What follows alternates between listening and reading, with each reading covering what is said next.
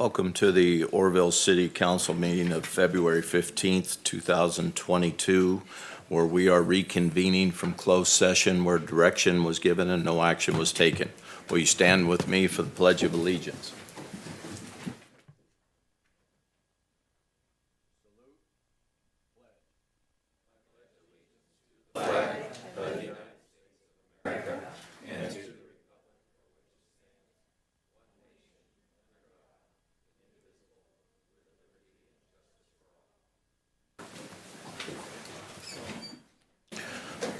Looking for a motion to adopt the agenda. So moved.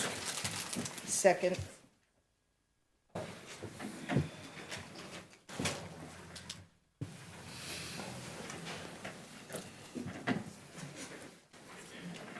Motion carries with 7 yeses and 1 absent. Moving on to presentations and proclamations. We have one presentation regarding sober living and other group homes, including how they are regulated by Oroville and other jurisdictions and where they are concentrated in the city.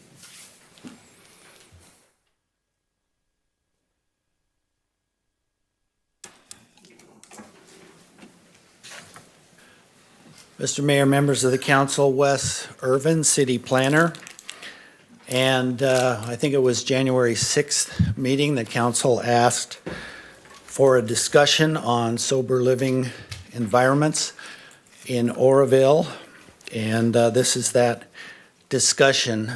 Tonight, you'll get a brief overview of SLEs in general, a little bit about our regulations, and some recommendations by staff. City Attorney Scott Huber and Ron Belser are here to support as the discussion proceeds if needed. This topic, as I began to research it for this, it's complicated legally, practically, very hard to pin down. It's not a straight line, lots of different rabbit holes to go down. Could go in many directions. So I've narrowed it to 12 slides, and then at the council's discretion, we can go anywhere we need to.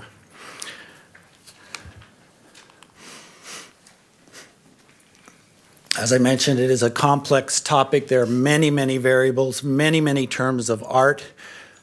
These are some of them. The ones in yellow are ones that are in code, various codes, state codes, and our city code. Residential care facilities, transitional housing, and supportive housing are the ones that I'm going to focus in on this evening. The variants are the number of clients, the services offered by clients, the regulations involved, state, federal, and local, and the clients served include homeless, alcohol and substance abuse persons, and victims of domestic violence. So there's lots and lots of folks that take advantage of this system. So how does a client get into a home or the system? The Sacramento County in 2016 got referrals from 44% from self, family, and friends, basically private referrals, 29% from police and courts, 15% from inpatient treatment, hospitals and clinics, and unknown were navigator and social service referrals. A continuum of care progression, here's a sample. You get a referral, you can go to an emergency shelter for up to 6 months, and there you are evaluated and you're detoxed, et cetera. And then a case plan is developed and created. Then you typically or can go into transitional housing for 6 months to a year is the definition of transitional housing. Examples of that here are the Rescue Mission and Victory Village. And then, depending, you can go into supportive housing, which is long-term, and that tends to be equated to sober living environment, SLEs, supportive housing and transitional housing. and always you are a client of outpatient treatment and counseling. Supportive housing does not provide counseling and other services, simply housing. A little bit about trends. Supportive housing statewide and in Northern California have been increasing.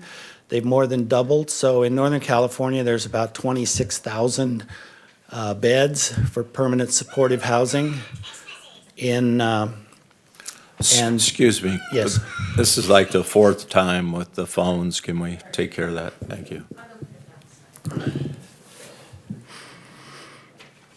There's been a decrease in transitional housing beds, the 6-month variety, down to about 5,500 beds Northern California. So why do supportive housing and traditional housing facilities find themselves into residential districts?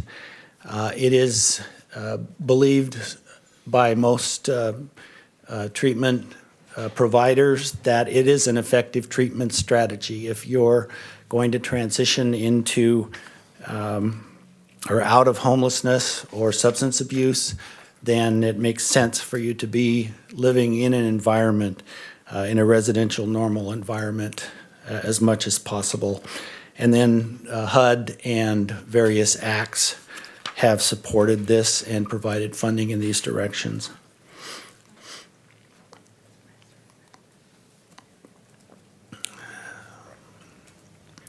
So the hosts of SLEs want to avoid disruption in the neighborhoods that they're in. They do have strong house rules, rules for good behavior, having to do with sobriety, noise, smoking, parking, and visitors. But sometimes there are conflicts, so typically the hosts do want to avoid these kinds of conflicts. I have a friend, a personal story. I have a friend who is an alcoholic, and he lived with my wife and I for many years because we did business with him, and eventually put himself into one of these facilities. He detoxed in our house by himself because it was his third time through it and he knew what was going to happen. Then he moved into a emergency shelter transitional housing facility where he lived in a room, had his meals, had the 12-step meetings, everything right there. It was a big 2-story house. It's near where we live. And eventually he moved into one of the smaller houses, 4 to 6 people that are owned by that same facility, that same nonprofit. He's now into his 3rd house. He's farther away from the complex, and he's clean and sober for over 6 years, and so we're very proud of him. So this is what's happening here in Oroville and everywhere else. So permitting. How do we permit these facilities? We, as well as other communities, are quite reactive in our regulatory system. It's hard to keep up. The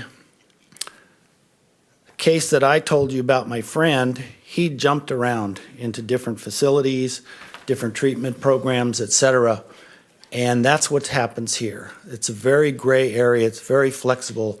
It's hard to define if you're a residential care facility, if you're a transitional house, it's hard to define exactly how many clients you have, what services you offer, et cetera, et cetera. So there's lots and lots of variability in that.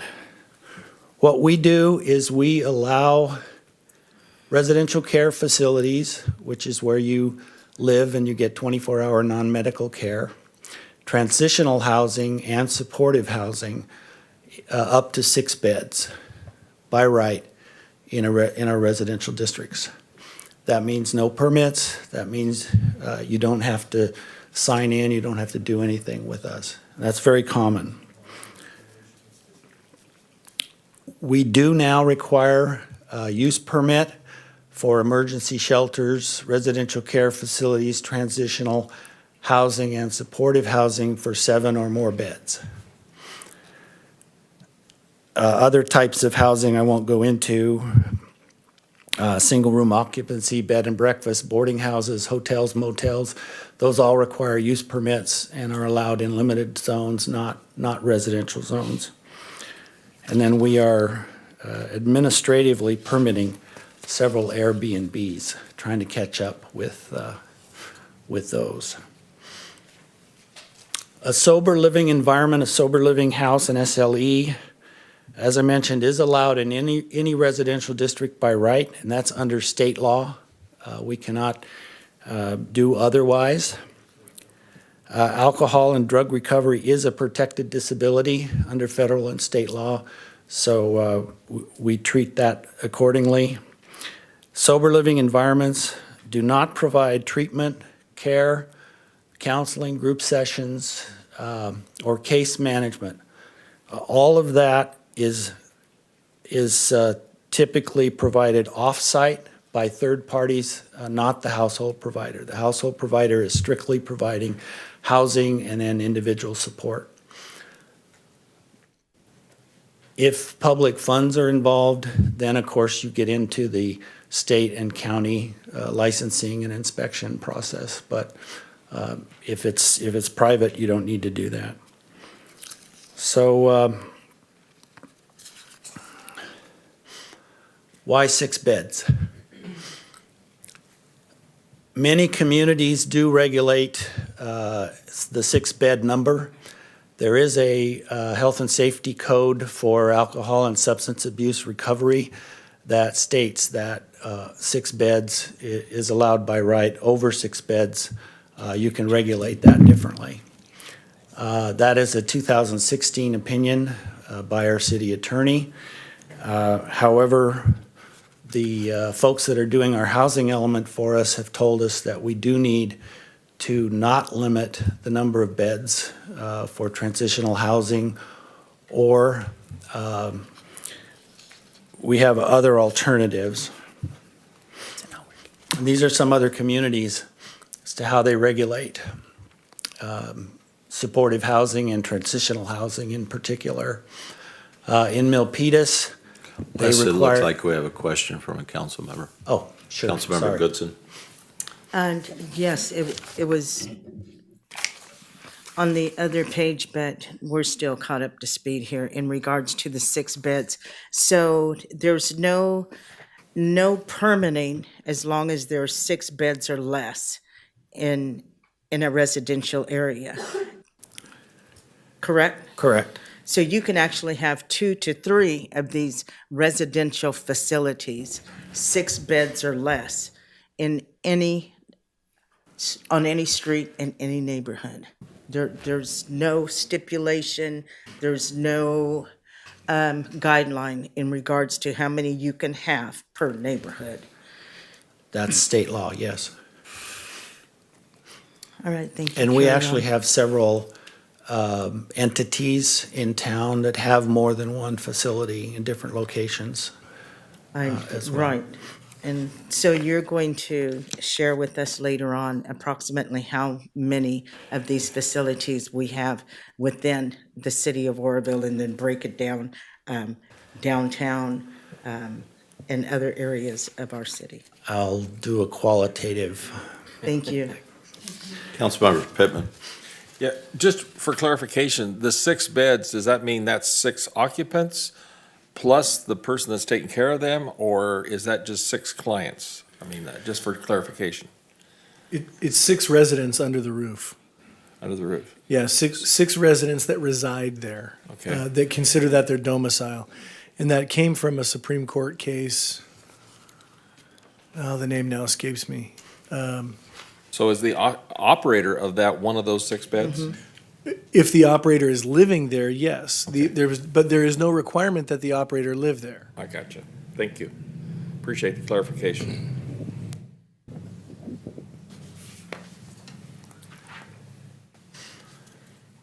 So in Milpitas, they require these facilities to be single-family dwellings in R1 so that they look and feel and act the same. In Concord, they call it single-family housing only. In Citrus Heights and Costa Mesa, it is similar to ours. Up to 6 beds is permitted by right, but 7 or more in any zone requires a use permit. The housing element contractor that we have is saying that we do have to allow these by right in any size, in any residential district.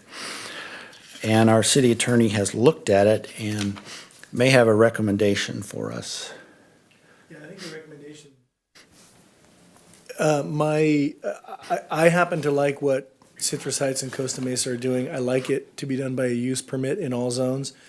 It gives you the ability to say, okay, this would fit into a particular neighborhood pretty well. You can put some conditions on it. It would have to come before the council for your consideration.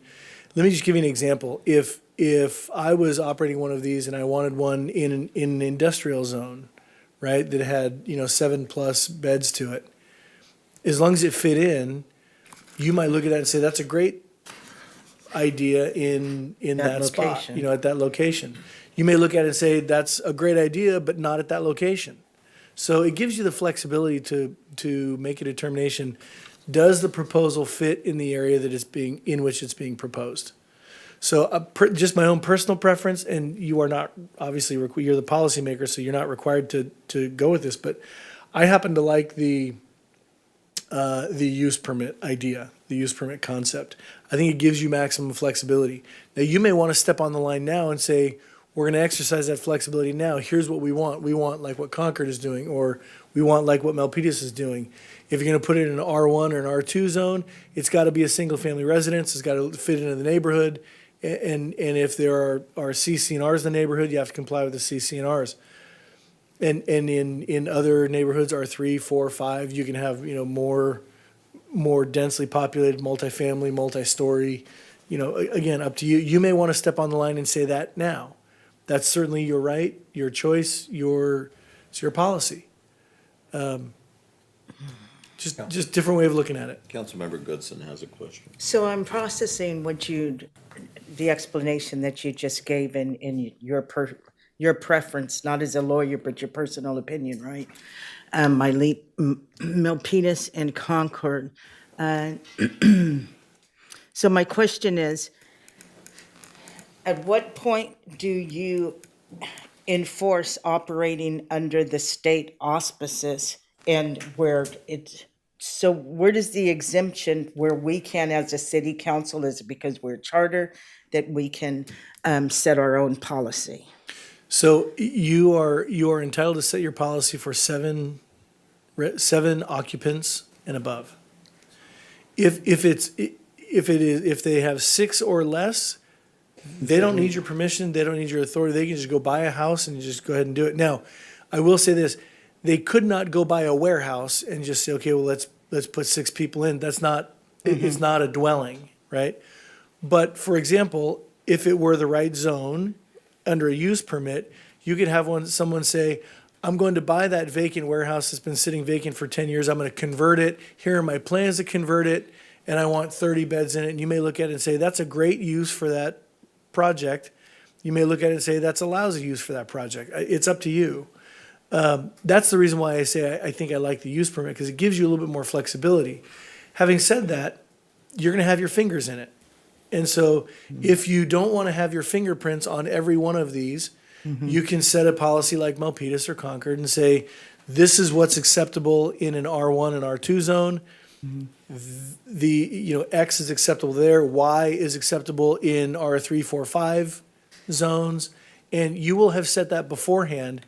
When someone wants to apply for a permit or a building, a building permit or or to operate one, to buy a building and utilize it, it doesn't have to come to you. You've already made the decision. These are the zones we will allow it in as long as it fits. We don't have to touch it. So I can make a great argument for either one of these. I personally like the use permit just because I think it gives you more of a say. as to where these things go and do they fit into the community. And, you know, you can analyze each one. I'll use the phrase constituent by constituent. You know, you can analyze it based on what are the people in that neighborhood gonna think, and how are they gonna feel about that, you know, proposal. You may look at it and say that will fit great in that neighborhood. Residents will be okay with it. You may look at it and say that's the wrong spot for it. Yeah, But it's up to you. thank you. Wes? So staff recommendations are that unless changed, keep the existing 6-bed limit.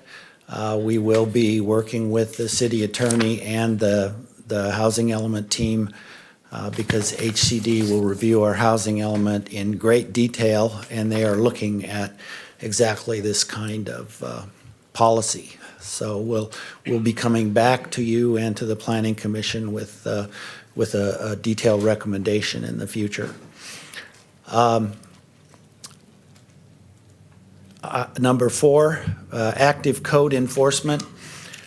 All the new code enforcement folks are out there, and among the inspections and such that they're doing are SLEs and transitional housing and other types of facilities that we have here. By the way, let me also back up, and there are a few wrinkles in what I mentioned before that I think also need to be considered, because you do have some historical areas. If you have a historical building, the historical building code applies, and the owner of a historical building has a right to restore that building to the original historical use and occupancy. That may not comply with your current zoning code, it may not comply with your current occupancy load, but if there was a building that was used as a,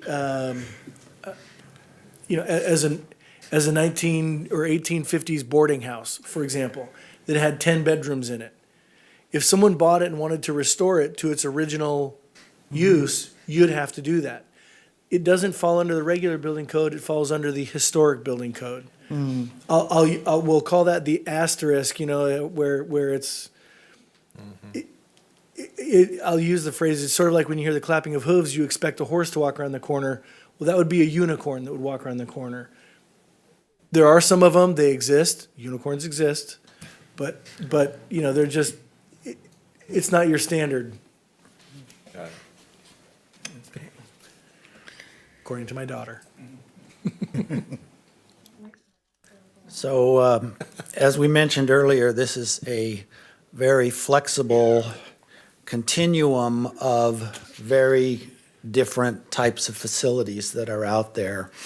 And trying to decide whether a specific facility is a residential care facility or transitional housing or supportive housing is not always black and white. There's a lot of gray area there, a lot of different services in different places, et cetera.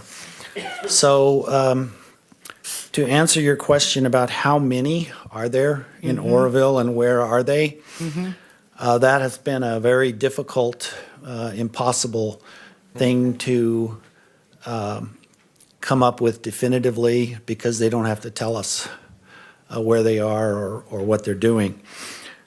And other studies have had the same kinds of difficulties. I talked to Ron Belser. He thinks there's at least about 9 in the city or more.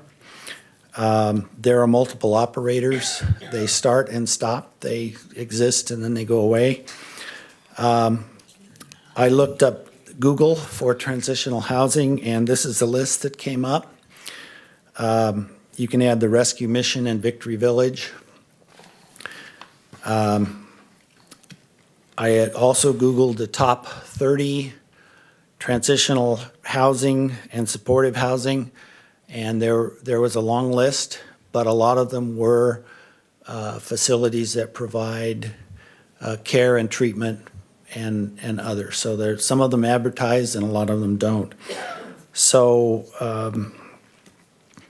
maybe 10 in downtown, maybe 10 in South Oroville, and others throughout the city.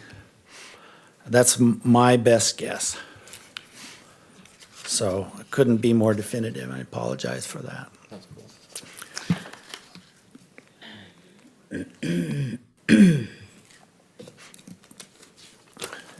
Questions and comments and Are there any follow-up? questions from the public on this? Mr. Mayor, I do have 3 speakers. The first speaker is Bill Spear.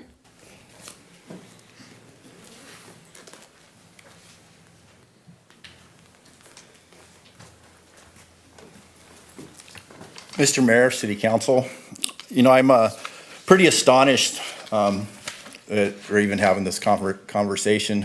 We come here, how many ever times we're talking about the issues with the homeless and the issues with crime. The SLEs and the programs we have in our city, we have a lot, and that's a blessing for our city. They're on the front lines. The people that are in these facilities are one step away. They're actually considered homeless. They're one step away from being camped out on somebody's doorstep. They're one step away from robbing this store or robbing that store. They're one step away from going to prison and being taken away from their families. The people that are doing this are doing it because their hearts are in it. And I know people say, "Oh yeah, they want to make all the money." There's not that much money in it. I'm telling you, it's a job, and you guys should be supporting them. You should be saying, "Here, I seen you guys give houses to for the homeless veterans. What have you guys done to help support the SLEs?" I haven't seen nothing except complain because a couple of people say, "Oh, I don't like what they're doing there." Well, guess what? If you shut that house down, where are those people going to go? We don't want to do what Milpitas does. We don't want to do what Stockton does. Have you been there? Have you seen what's going on? We have more SLEs. Sorry, I'm a little excited on this. We have more SLEs than Chico does, but go to Chico. You want all the people in tents? You want them along the river? They're not there for a reason. Oroville's different for a reason. It's because we are blessed to have so many SLEs, so many people that are taking care of doing the hard job, just like the rescue mission. They do the hardest work, and I'm glad to see finally that the city was able to help, that they were able to do something, and I applaud. But it's a collaborative. It's a collaborative job. It takes everybody. It takes behavioral health. It takes the sheriff's department. It takes parole and probation, which also already regulate. We're already regulated. We already have to do housing inspections. We already are accountable to people. I can't believe that they're even talking about making it harder for us to do our job.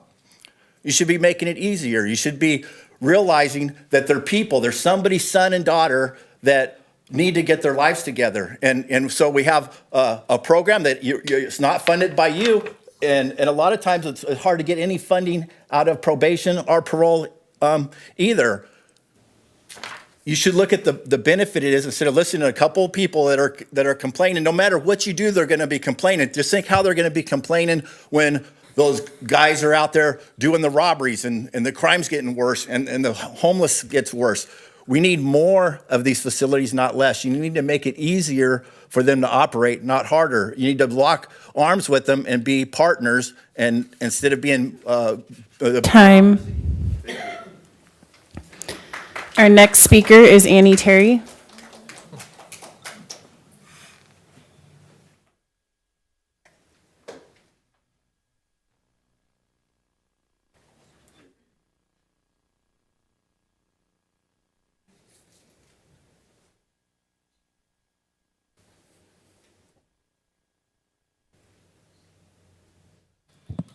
Good evening, Mr. Mayor, City Council members, and general public. The Oroville Rescue Mission also has 3 sober living houses. They're not in the city limits. We have one south of the mission, one over by the cemetery at the top of the hill, and one in Thermalito that's may eventually be in the city limits, I don't know, with a total of 18 beds between those 3 facilities. Another thing that I wanted to bring up that it also provides for is when people are being discharged from the hospital and are homeless, it gives us another option for those people to go into that as opposed to the rescue mission. The rescue mission is extremely overburdened by convalescent homeless people. And this not only provides for, and I believe it is important in the community, that we have places like this that provide for drug and alcohol recovery programs, but also for those people who are convalescing after a hospitalization. We've had people that have never come to the rescue mission before that have moved into one of our sober living houses. And you have to take into consideration as well. They meet a variety of needs, and we're not the only one who does that. I've had the hospital contact me and say, well, Daxit has a problem with this person, but do you think we could try him out at one of your SLEs as well? But they were somebody who originally came to them from the hospital. So I just wanted to bring up that. It does serve more than just, they're not a bunch of alcoholics and drug addicts or formerly homeless bums or however you want to look at people, but they're also people who are convalescing after a hospitalization and need a level of care and need somebody to look out for them, maybe not in the nursing, at the sense of nursing, but in the sense of having a roommate, having other people in the house.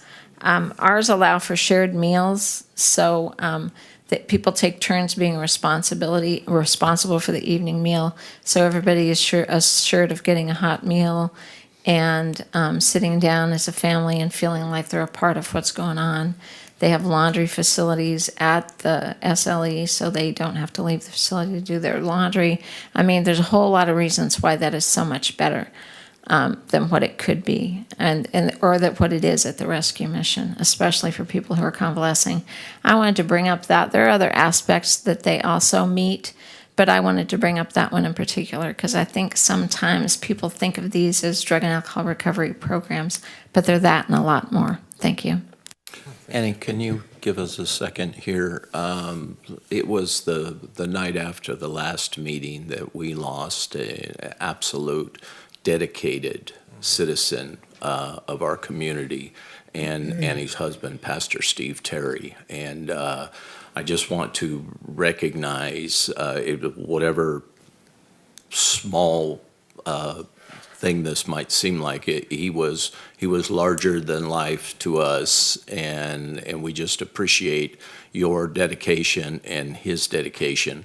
And if we could have a moment of silence for Pastor Steve Terry, I would appreciate it.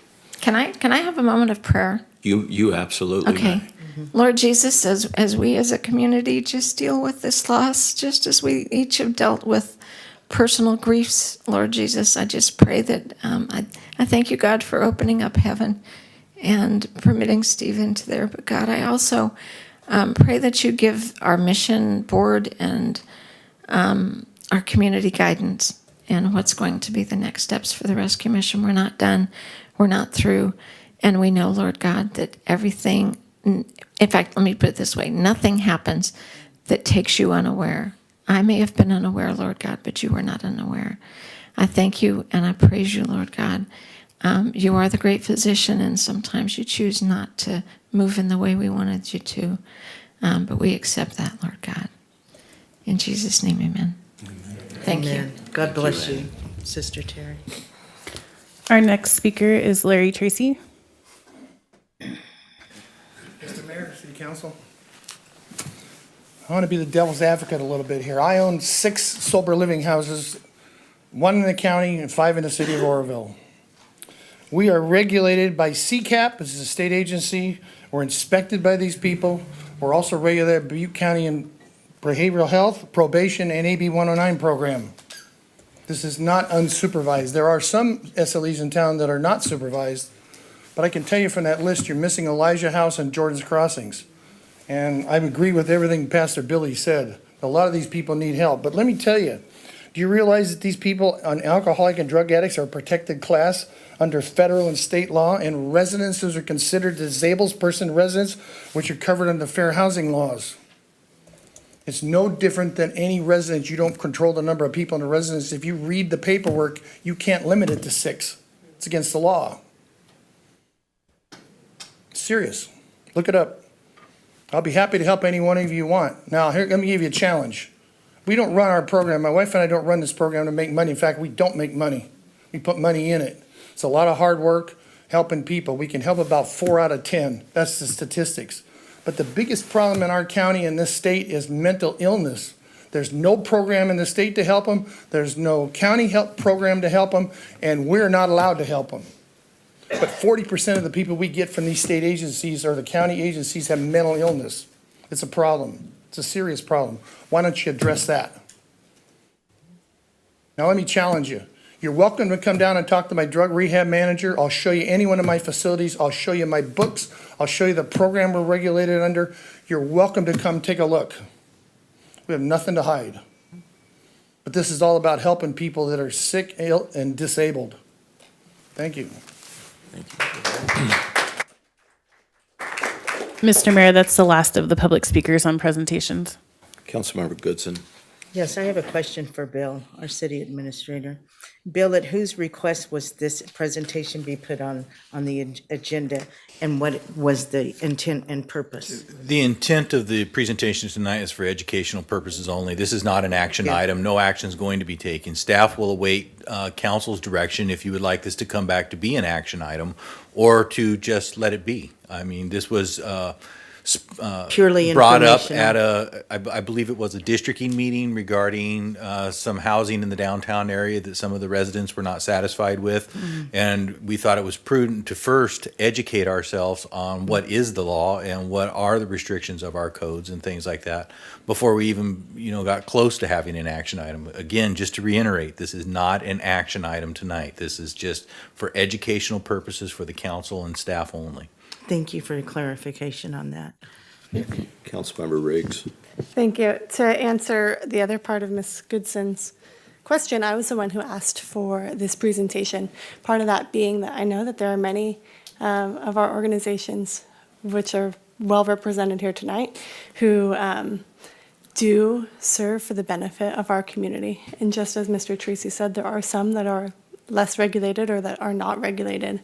The intent when I asked for this agenda item was to understand the difference between those and to be able to accurately reflect those differences to public, because we are often asked, personally as a council member, I'm often asked how the city is handling that. So I'd like to first say thank you, Mr. West, for preparing this presentation, for the research that you've done, and also thank you to those organizations that do serve for the benefit of our community and who are aware of possible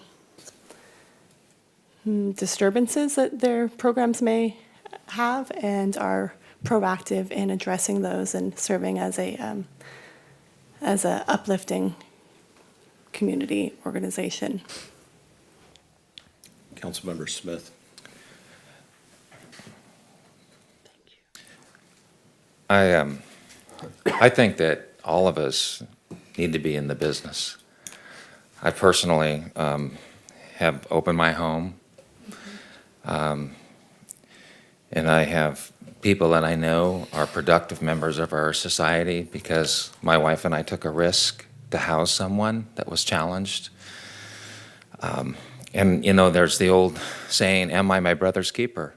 What is our responsibility as a community to those that are struggling?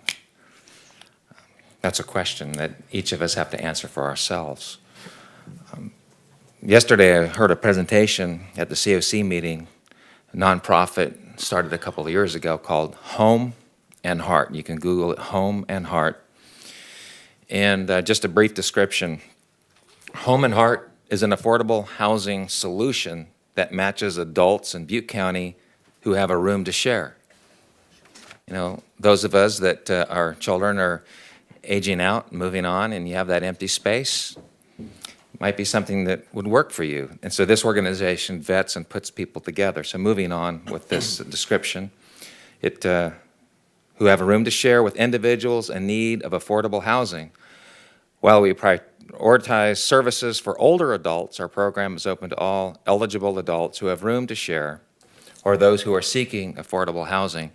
I just think about that older senior who may be on the edge of becoming homeless and needs that opportunity that we can share our home, or a young person. There's just lots of different stories, and I know personally I have my own, and maybe you have one too. So I think that this is an opportunity for us, as I think of the name Home and Heart, to really have a big heart as a community. And just thinking about the comparison that was given by Pastor Spears with other communities that may not be doing as well. And when you do look at Oroville, we have our challenges, but we're managing them. But I look at these programs and the significant impact and difference of saving lives, healing people who otherwise may end up on our streets. Granted, I think regulation on some level is always in play. It sounds like maybe we're looking for a problem that really doesn't exist, and there's already ample support and regulation that's in play. And I think about my own life growing up in various neighborhoods too, just anecdotally here, just let me kind of bloviate for a moment. Growing up in the Bay Area and then being an adult in the Bay Area, I lived, in different, what I would consider middle income neighborhoods. And I can remember many times law enforcement being called to normal people's homes with fights, different situations, domestic, stuff happens. People make mistakes, and their intervention at times, unfortunately, is necessary. I just personally don't hear a lot of complaints coming from, at least I haven't heard. So, and I just think, again, just the general, all of us living in our residential neighborhoods, are we trying to root out a problem that may not even be one, and just the normal beat of the day, living in a typical residential neighborhood? Sometimes people make bad decisions and things do happen, but I don't know if it's necessarily any greater of an issue. In fact, my life experience has taught me that typically those people that have strict rules, regulations, and those kinds of things generally have less problems because they don't want to get on the radar. They don't want to have that phone call made. Again, it's anecdotal. I mean, each of us have to make our own decisions. But, back to this Home and Heart, I think this is cool stuff. I think this really makes a community a place worth living in, and says that we're a compassionate community, that we love our fellow man, and that we're here to make a difference. And so that's what attracted me from the Bay Area to Oroville. I love Oroville. It's an awesome place to live, and we are different. We are special, and it takes all these different people doing amazing things that have a heart and a passion to do what they do. And so I applaud all of you that run these programs. It doesn't mean that there aren't a couple of bad players, but I think that by and large, the system typically scoops that up and deals with it. If you're getting calls for service, I think other things, and perhaps that can be looked at, what kind of triggers fall into play there, where there may be a bad player or somebody's not being responsible. And that may be, something to explore. But by and large, I just want to say thank you. Thank you for making a difference in our community. I appreciate what you're doing. And I think we all, if we have a spot in our heart, a place in our home, maybe we all ought to get into the business of making a difference in the lives of folks, and improve the quality of life and make a difference and maybe save a life. Thank you. Thank you. Councilmember Pittman? Yeah, thank you. I certainly find communication is the best thing, and education is the best thing to know what's going on. So many of you are learning tonight what these things are, and it's a great thing, and it's a great service. Mr. Tracy brought up a good point about capacity for mental health. That's probably a wonderful topic. I happen to also serve on the Housing Authority for the County of Butte, and there is a project that was the first one in the county. It's called Prospect View. It'll be funded under the No Place Like Home program out next to the Recorder's Office on Nelson Avenue. 30-plus units, Bill, if I'm right? I think, it's 30-plus. 30-plus units, they'll be there, and that whole facility will be run by Butte County Behavioral Health. That will be their facility, and they have committed to it for 50 years. So it's in process. It's soon to come. When you see it start building, you'll keep an eye on it. It's right next to the Recorder's Office. And I think it's the first one. Chico just has put a package together for one in Chico. And the only reason I know much about it because the Housing Authority is a partner in that process, along with the city and along with the county, of course, and the county's the big player for that. So more to come. I appreciate your dialogue, and that's, I think, the best thing about the dialogue here tonight is we all know what's going on. And that's very appreciative to hear that. And I agree there's more work to be done. I just want to mention that one project is coming forward, and it was the first one in Butte County. So we'll see. Hopefully it'll be very workable and be satisfactory to our needs that we have, which are tremendous. So thank you. You know, I want to thank Annie for giving me some new perspective on this. I was a supporter anyway, but I didn't realize that people that were convalescing and things use these facilities. That's absolutely amazing. What a service to provide. The home I was born and raised in is a SLE called Cherokee House over on Fog Avenue. I'm not going to get into a big long story, but there was 11 of us growing up in that house, and it's 3,800 square feet, and I would hope that they housed a lot more than 6, because it's a nice place to be. You know, in hearing, you know, we've all heard the term "squeaky wheel gets the grease." Well, we've had people in here on a regular basis squeaking their wheels and asking for help for this and that and support, and same ones over and over. But I've never seen any of you in here asking for help or support, and shame on us for lacking in asking if you do need support, because you provide a service that is invaluable. A lot of these people are on the edge. You are their last hope to provide this place. We have mothers that are trying to get kids back and you know, trying to put a job application together, and there's just so many aspects of this that I think that with us not supporting it, we are lacking in our civic duties, and I personally want to apologize for that. So, Mr. Legron, I would like to put together something where we can have a meeting with these providers and see what they need from us to continue their success. Mr. Mayor, I don't think that's what they're looking for, quite honestly. I don't think it is I think either, they want but to be left alone is what they're looking for. I don't think it is either, but we could ask them. Well, I think where we need to go from here before we get too rambunctious with anything is to have our code enforcement weed out the bad players. I mean, because the bad players may be the ones that are causing the problems for the good players. I mean, so I have no problem meeting with the SLE operators or anything like that. I know most of them, and I believe that the ones here all represent good programs. I think, interestingly enough, the ones that I would in my mind think are not good programs are not here. So I think it's pretty apparent where the issues lie, and I think the best course of action before we start changing the code or aggressively going after anything is to weed out those bad players with our code enforcement. So, and I think part of that program would be that our code enforcement does meet with the SLE operators. Okay.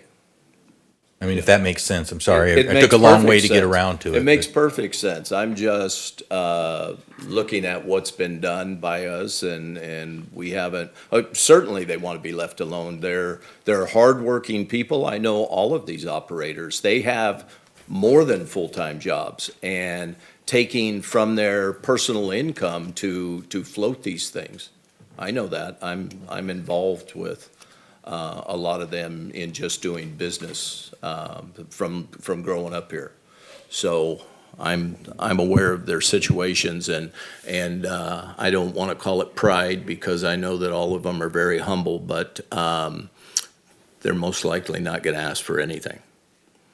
And I'm fairly confident that's what the result would be from this. I just want to, really what I would like to relay, and if I'm sensing what the council is putting down for me to sense, is that, let's take care of the other side of our business first before we get too carried away with deciding it is going to be X amount or, use permit for this. Yeah, that's way variance farther for than that. I wanted to go tonight. I mean, I really think that always the best place to go is to get a level foundation, figure out, who the bad cast of characters are, and then let's deal with them. I mean, I can tell you my law enforcement experience on this is that typically the times that you go to SLE houses are when there is some sort of a issue with somebody that's in the program that is, for lack of a better term, off of the wagon and won't comply with house rules. And usually there's been extraordinary lengths taken to handle that at that level, but they need intervention, or there's a mental health issue. I don't have a lot of experience where it's just a party rolling out in the street and just a disruptive home in a neighborhood just for the sake of being disruptive. So, I think a lot of them, and I think Pastor Spear said it right, they're very well ran, they're very well managed, considering the difficulties and the struggles that their clientele have. So to wrap this up, I think if you afford us the opportunity to deal with those bad cast of characters first through our code enforcement program, I think that would probably be the most prudent course of action for us at this point. Councilmember Smith? Yeah, I was just gonna echo, I think, that sentiment. How many of us have seen laws get set or, because of one bad actor, and then we overreach, and then everyone has an idea that seemed good at the time. And you even get to that point where, why did we have that policy? 10, 15, 20 years. Well, it seemed like it made sense at the time, and I'm afraid that this could turn into that kind of a scenario. In fact, probably our SLE operators would be the best to collaborate amongst themselves to make recommendation to code enforcement. They probably have some of the best ideas, because they don't want to see that happen either. They don't want to get on the radar, I wouldn't think. So, I would just say, whether our code enforcement department perhaps have an informal meeting and get some input, and then there may be already rules on the books that just need to be leveraged to deal with a few here and there bad actors that get on everyone's radar, and then before we know it, we think we have a much larger problem than maybe we really do, and then we get into things that we really wish we hadn't. So, but anyway, thank you. All right, thank you. Any other comments or questions? All right, with that, we are going to end the presentation. Thank you, Wes. It was very informative. And thank you for all of your comments. With that, we're going to open the meeting up for public communications. This is a time of hearing of non-agenda items. Mr. Mayor, our first speaker is Marie Shepard.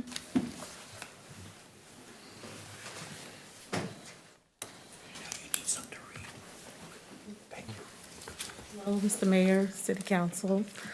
I'm here to address a few issues that are going on in the south side in Oroville.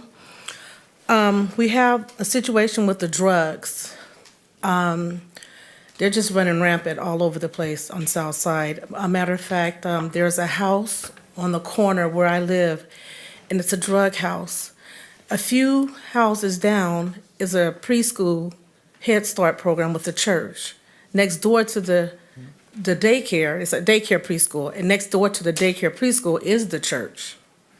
We have the homeless and the squatters up and down the street all times of the day and all night. We have the campers in the neighborhood, setting up in residential areas. We have people in and out of the yards. We have the breaking and entering of vacant homes. Just this past weekend, myself, there was a gentleman that lived next door to me, and he totally moved out of his house Saturday. Sunday, after the Super Bowl, we were outside talking, and I see these kids in the vacant house. So I told him, I'm going to call the police. You're not supposed to be over there. Well, he decided to finally leave. But after he left, it must have been 40 kids that came out of that one house ready to wreak havoc all over the place. So I did call the police. They came, they locked it up.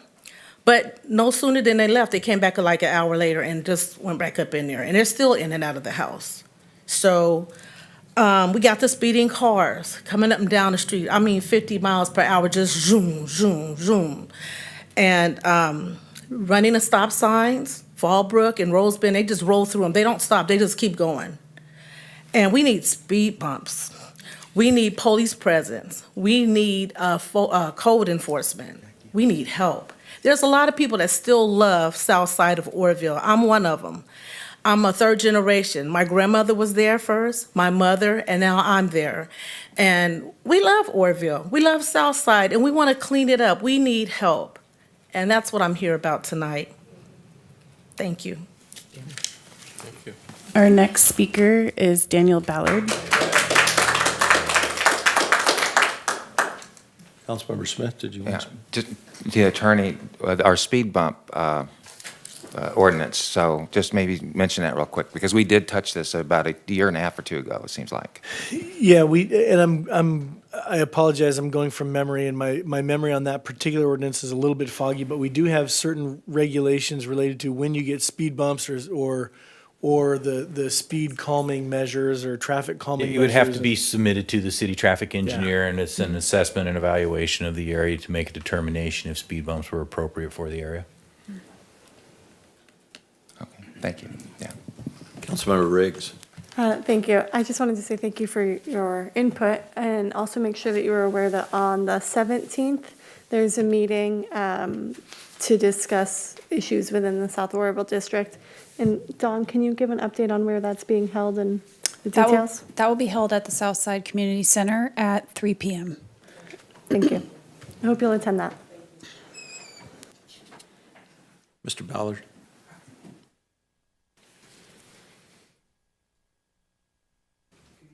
Members of the council, sorry, wasn't close enough.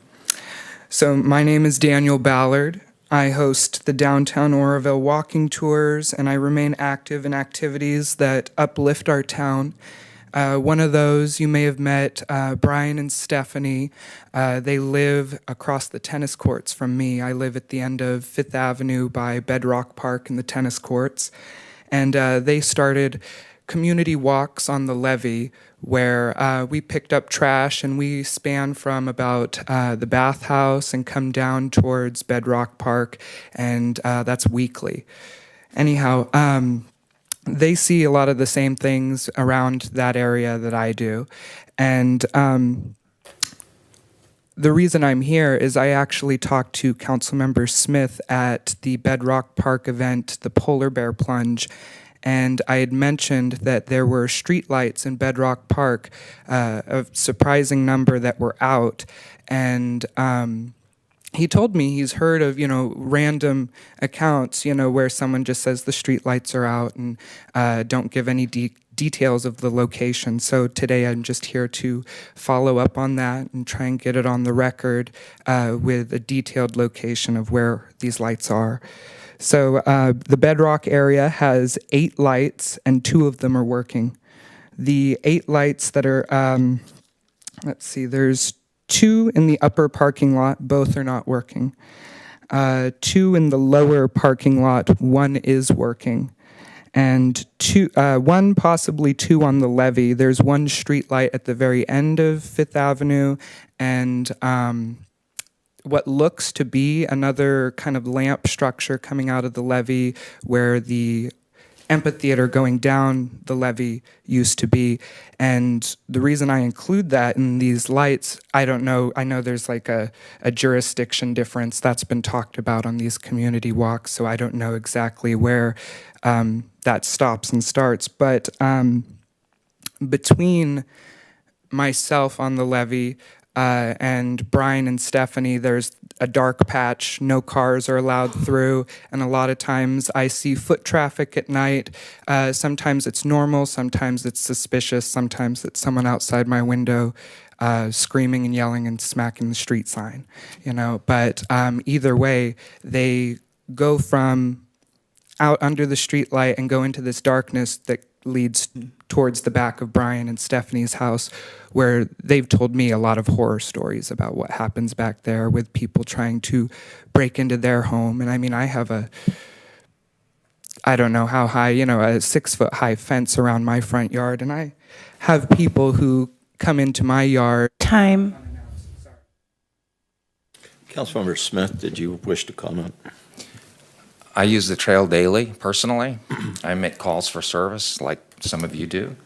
But I had that conversation with Mr. Legrone to that very question, and perhaps it's an opportunity just to remind everyone where we are with that project and some of the challenges with the park, with the lighting and the park and all The that. challenges that exist with Bedrock Park right now is if anybody's not aware, the bathroom was burned down.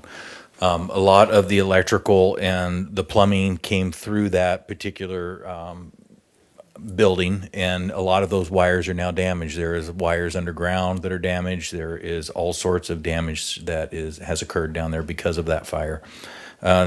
We are looking at, again, applying to Proposition 68 grant funding to do upgrades to that facility down there, to include a kiosk, new undergrounding of wires and things like that. We are working with DWR to refurbish the lagoon and get the water moving through there, and also bring in sand to make the beach more usable. And so this is a work in progress. It's not forgotten. It is, I understand the concern regarding the lighting. We have a lot of concern about a lot of things, and we are working on that. We are currently awaiting on the final drawings of what the new facility will look like, where the bathroom used to be there, and what the construction of that will be. We are experiencing, like everyone else, a very difficult time getting I don't know if they're called blueprints anymore, but they used to be blueprints, but building plans back from our folks that draw those things. So it's just been a very long process. Once we get those, and we will look at rebuilding there, and then correcting the wiring and other issues that we have with the park, and correcting those problems as they exist, and making that a usable facility. Mm-hmm. To add to that, Mr. Legrone and council members, our city electrician is focusing on the lighting in our parks currently. He is working on Sank Park to add additional lighting there, and then he's focusing his attention on Bedrock Park to increase the lighting there in the evening hours. Yeah, and to be fully transparent, I have a stake in this because I do events. I want to see those parks upgraded and completed just as much as probably anybody else. I think we're all in this together, but we just have these challenges, and so we're working through it. I guess that's the message here. Yeah, we know, we hear it, and we want to see it change too, and so we're going to get there. May I say that you answered me a lot of details. I mean, you yourself did, and then this gave me information on what was going on. So thank you guys. I am very thankful. Not to drag this out, sorry, Mr. Legrone, but I got a call yesterday from the cemetery facilitator, and a lot of the lights and that were out, they almost unhoused. In the cemetery? In the cemeteries. They actually stole the PG&E meter. So a lot of this stuff is ongoing, but we are working on it. Thank you, Mr. Ballard. Our next speaker is the cameraman.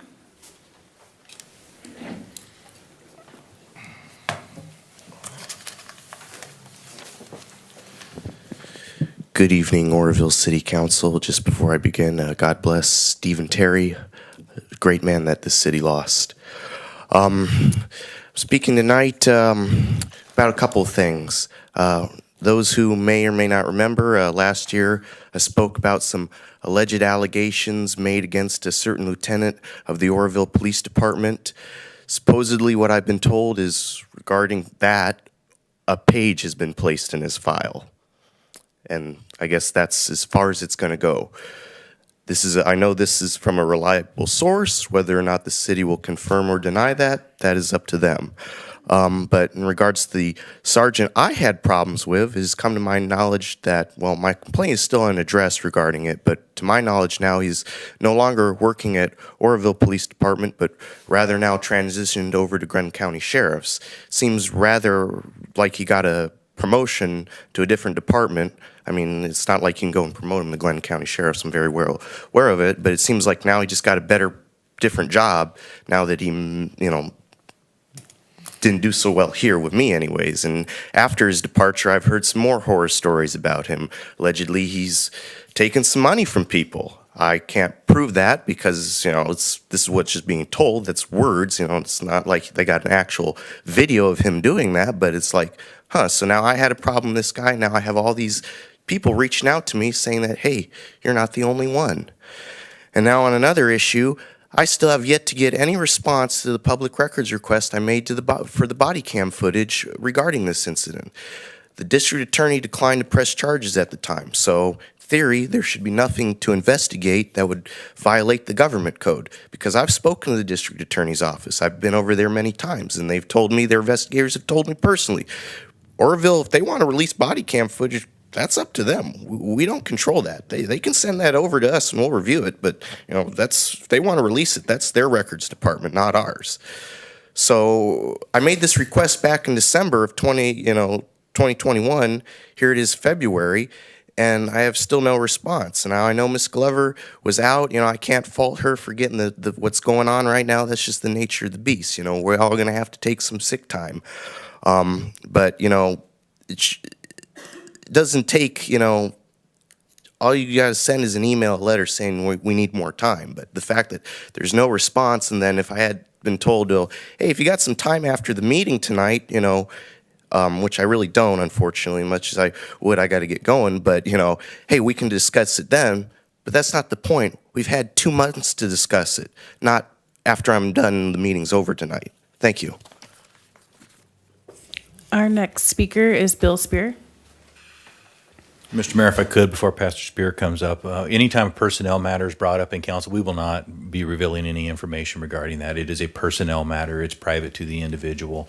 It's really unfortunate that you have people that are talking that don't know what they're talking about and spreading rumors and besmirching the character of good people. But I can tell you that we will not be revealing that information to anyone. That is a private matter to the individual employee's personnel file. Thank you. Mr. Cameraman, the only ones that don't have any privacy are sitting on this dais.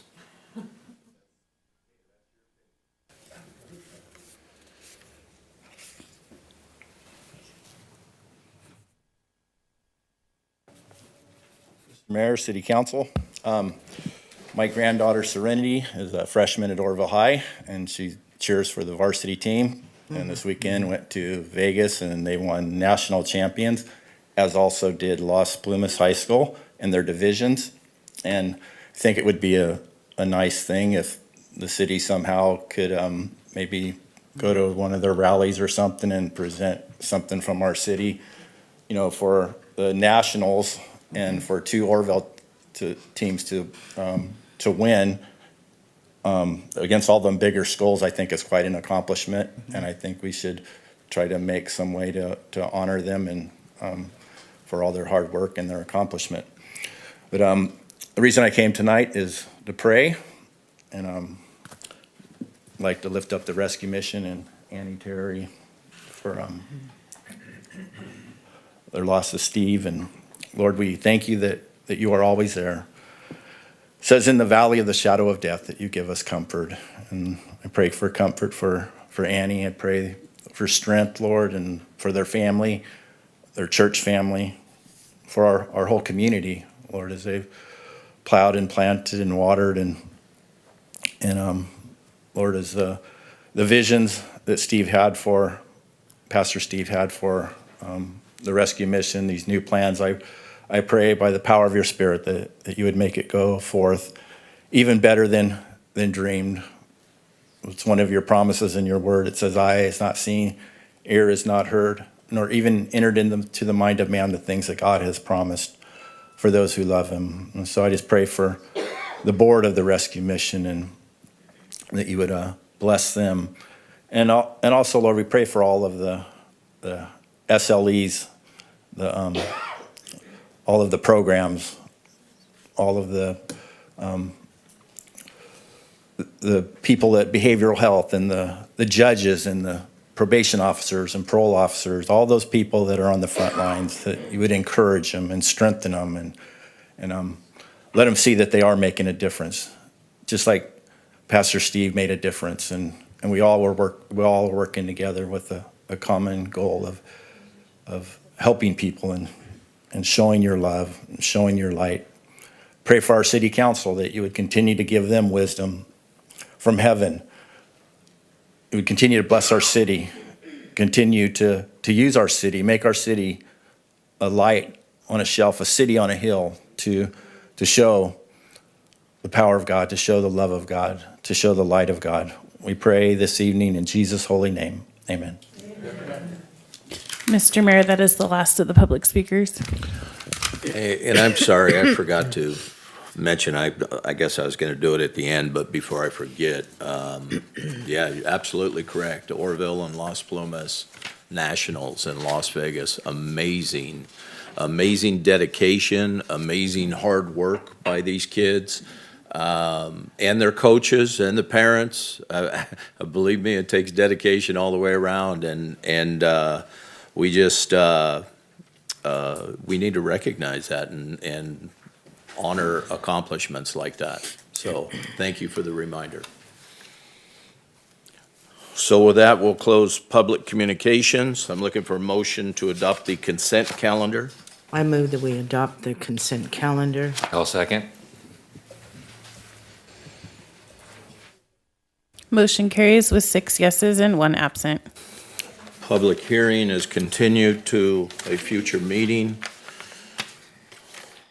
We will move on to regular business. Item number 8, council appointment to the Butte County Mosquito and Vector Control Board.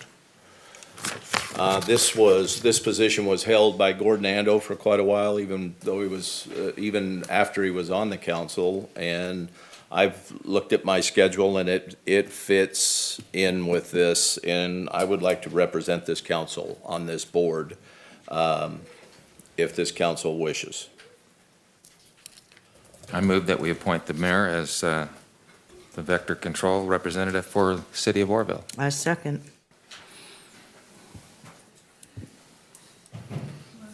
Motion carries with 6 yeses and 1 absent. Thank you. Item number 9, authorization to release a request for proposal for marketing services. Mr. Mayor, if I could, I would like to show the council a video, just to start off and then discuss this just real quickly. It's a brief video. And the contrast is, after we view this video, I will show you our video. Okay.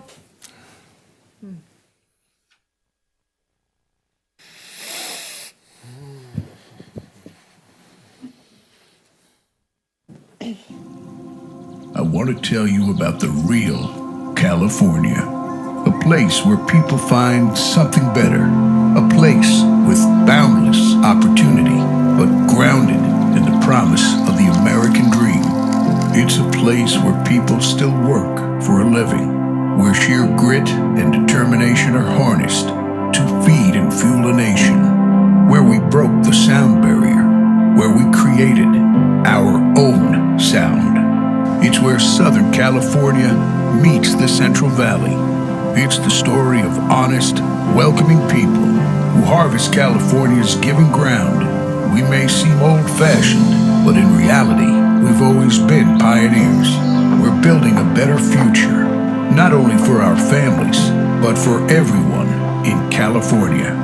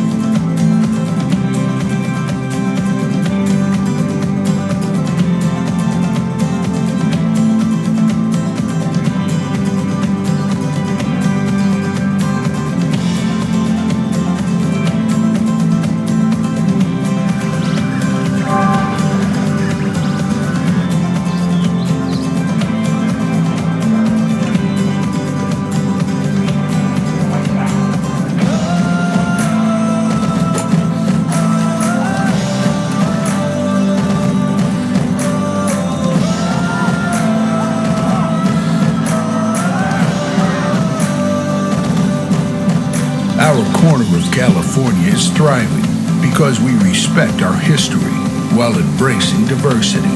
We're many communities with a unified view that your potential to create something better is truly boundless.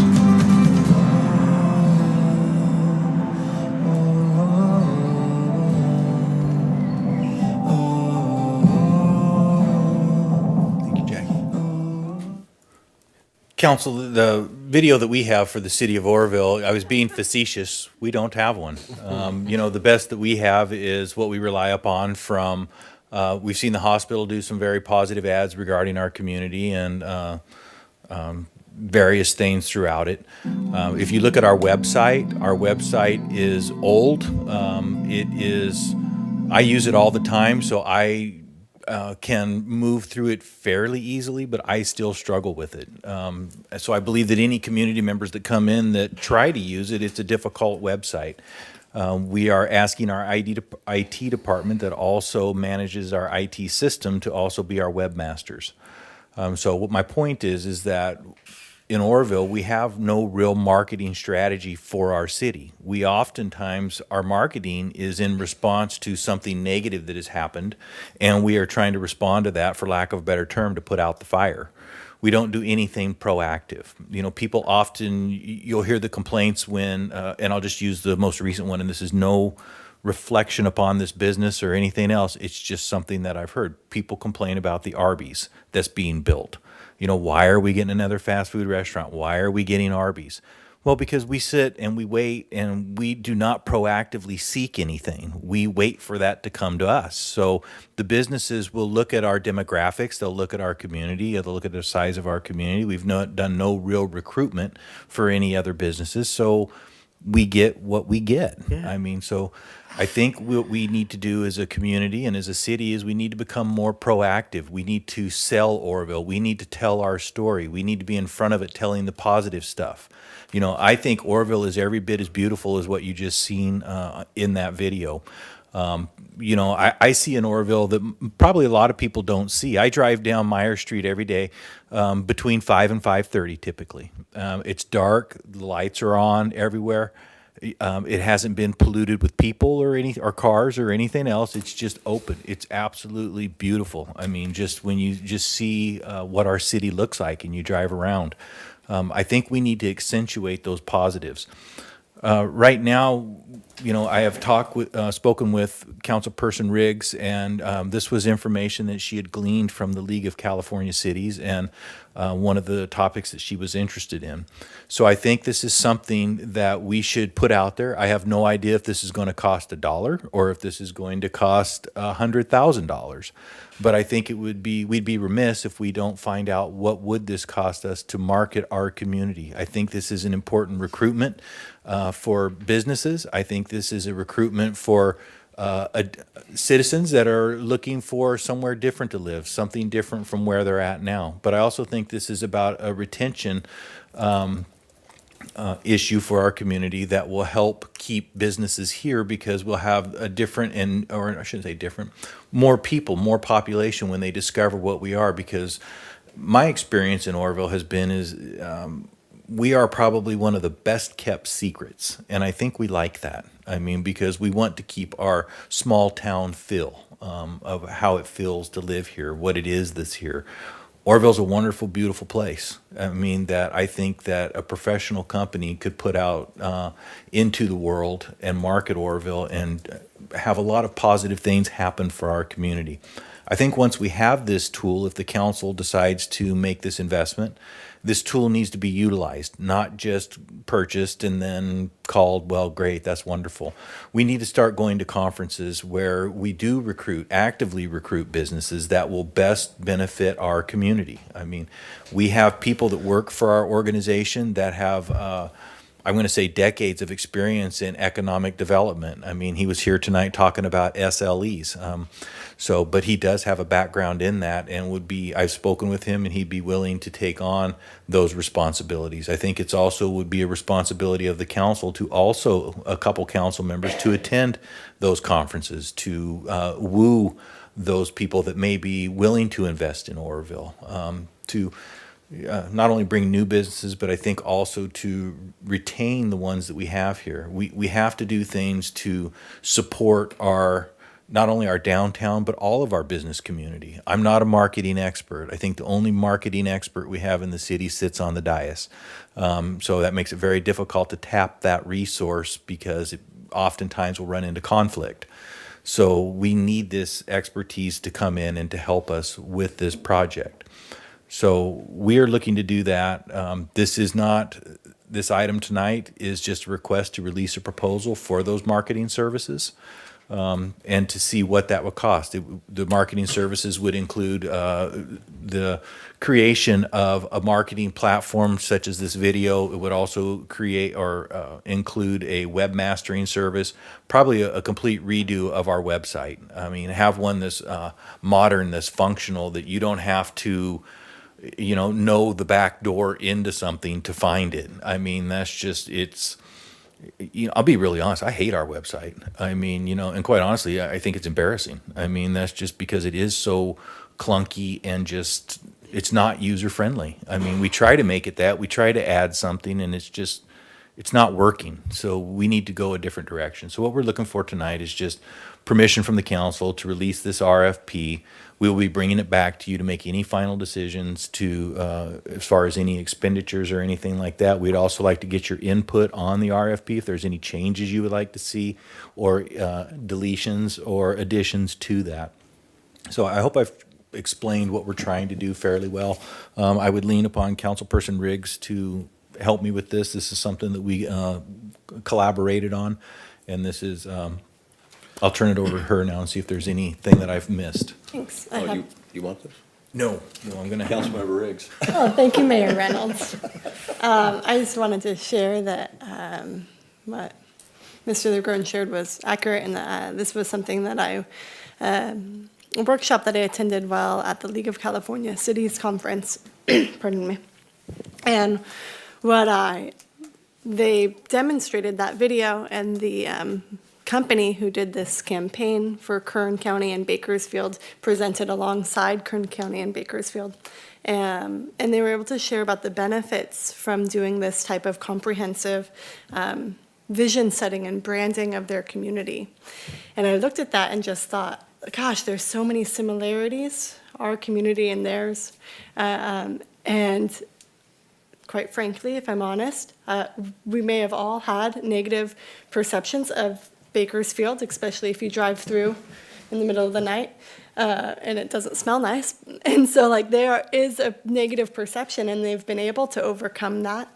They've been able to increase business activity, economic activity, and really improve quality of life through their entire community. And watching the way that they did that with the support from the vendor was, I'm not gonna lie, I actually cried during the workshop like a total weirdo. But it was just so moving to see how, with the proper support, the proper partner, really, in this type of program, we can really share the true story of Oroville and the things that we all know to be true, the things that we know to be amazing about Oroville, and that many times other people around us or even in this community don't know about. So I see this not as just a website or a marketing campaign, but really as a way to begin to highlight our strengths, highlight the assets that our community has, which are so many, and really begin to turn the wheels, well, not begin, it has already begun, sorry, continue to build momentum into economic development and improving quality of life in our community. And so, although there are other speakers, I do want to be the one to motion to authorize staff to release the request for proposal for marketing services. I think can we come back to you? Well, You can I be just your want to motion. say that I want to be the one to do it, please. Yes, Thank you. absolutely. I would like to say what I've noticed. I've been here for a little over 3 years now, and what I've noticed, can't really give out any information, but we fly positions here. And I don't know if I should use the word quality, but I will tell you that the clientele that applies here is now, they're very educated, very successful in other areas, and they want to come here. They want to be here. Even though we're full of educated, wonderful people, we have a lot of people that are commenting on, they heard about Oroville and they would like to come here. And I'll tell you what, it's really amazing. That was one of my goals of coming in here, was to change people's attitude, because I remember coming in and hearing a lot of, well, it's Oroville, what do you expect? Well, we expect the best. We expect exemplary behavior. We expect pride in ownership. We expect a living standard to be facilitated by all. So I think that we are achieving those goals, and I'm really proud of that. So I think this is an absolute excellent idea. And, there's a lot of things, born and raised here, you've all heard me say it. There's a lot of things. There was a friend of mine that put a thing on Facebook the other day, said he's hiking up to some waterfalls. I didn't even know them waterfalls were there. And born and raised. And so I think that it's really important that we sell ourselves. You know what? It's time to be proud, to be able to, when they say it's Oroville, what do you expect? You know what? We expect the best. So I'm really happy for this program, for this idea, because it's well needed. Councilmember Smith. Bakersfield, 9th largest city in the state of California. What does Bakersfield have? They have gas and oil exploration, lots of dust, very hot, and it does smell down there. I personally lived in Bakersfield, and when I saw the spillway situation, I decided I'm moving back, because I love Oroville so much. I can first-handedly tell you that Bakersfield ain't no Oroville. Pardon the ain't. Because Oroville is so much more. We have so much more to offer, and we have, for years, I think, undersold ourselves. It's just ironic that you used that city. And the city I saw in that video, it's all fake. Hopefully nobody from Bakersfield just heard that. But when we put it on, it's the real deal. And I have to say that, Oroville Unveiled, the hospital has done some great set of videos. EBC's doing amazing work. And you know what? We build it and they will come. So buckle your seatbelts, because I think they are coming. And I think that the idea of kind of collaborating and bringing some of these marketing pieces together, working with like the hospital and the great work they've done, Explore Butte County, some of the great work that they've done, and kind of bringing this together and streamlining. And we talk about having, a single face, and the marketing and our taglines, and, getting everything kind of syncopated, I think is good stuff. And so to the degree that we can do that, and yes, our website needs a little love. So definitely I'm 100% behind this, but, get ready, Oroville, because once the word gets out, like for an example, there was so much focus on our empty lake, and I kept reiterating to all these news agencies, yeah, but you know what? We got 3 lakes that are full, well, 4 lakes that are full of water, depending on how you count, right? And a lot of people, After Bay, Forum Bay, just great bodies of water. And so there's just so much that we have to offer. So even during times of climate impacts, right, we have the water and a whole lot more. That sounds like a tagline. And you know what? Down in Bakersfield, you know what happens there? They drink our water, for Pete's sake. They do. Lake Oroville water. In fact, I had a well on a piece of property there just before I came back, and that well was, you probably don't want to be bored with this, but it was making all this noise, hissing, and it was rattling and shaking. And so one of the well inspectors came by. I said, what's going on? It's been doing that for weeks. And he said, what we're doing, it's very arid down there, in case you didn't notice. It doesn't rain much in Bakersfield. But anyway, they were pumping Lake Oroville water into their ground. Yeah.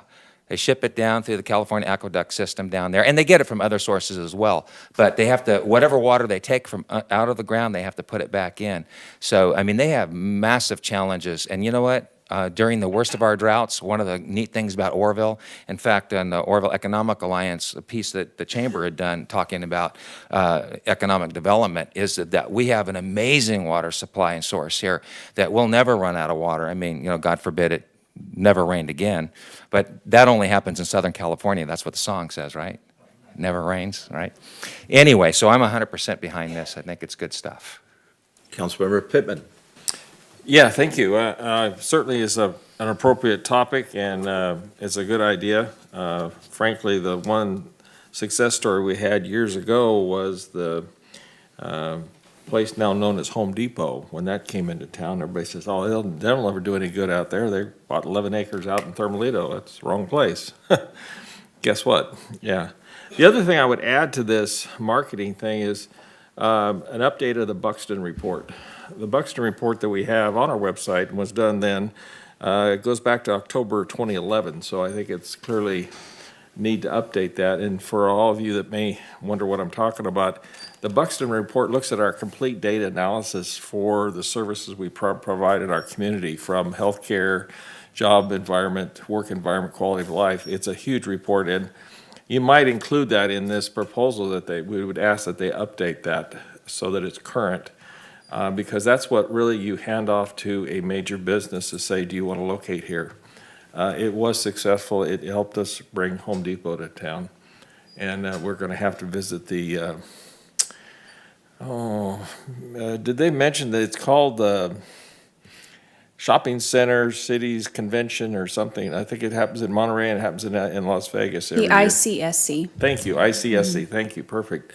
That again was what brought us a couple things that have happened and come and gone, so whatever the marketing plan would be great to have them, at least have an idea of what it would cost to update the Buxton and have that as part of our whole total package. And certainly the thing about it is, I don't look at it as just one video. I think you're looking at one video as an overall, and then a separate video for all the other activities, even in recreation, because we have boating, we have hunting, we have fishing, we have agricultural products like the rice, the crops. There's so many things here that you could have a whole series of videos that would help to entice anyone to come here and tell the story. It's almost like, it's not just a marketing plan, I think it's a video plan, really, when you look at it. And there's huge opportunities for that. We've got a lot of scenic stuff to add to it. So I believe 80% of our learning right now, even in the educational system, is visual learning.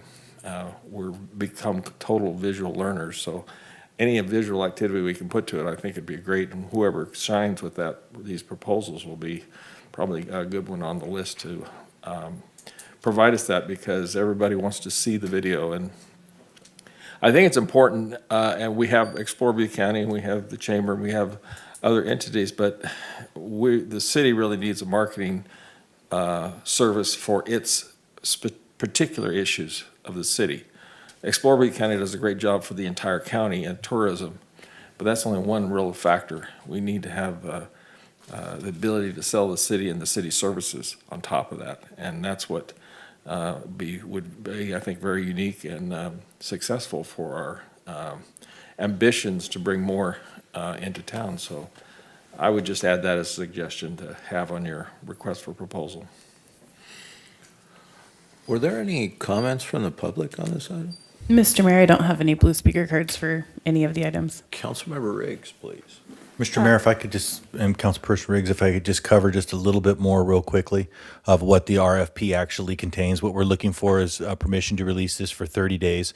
We're looking for a firm that is going to be able to develop a strategic marketing and branding plan for the city of Oroville that is not only for the attraction of business, but also for the expansion of business, and also to help promote tourism within the city of Oroville.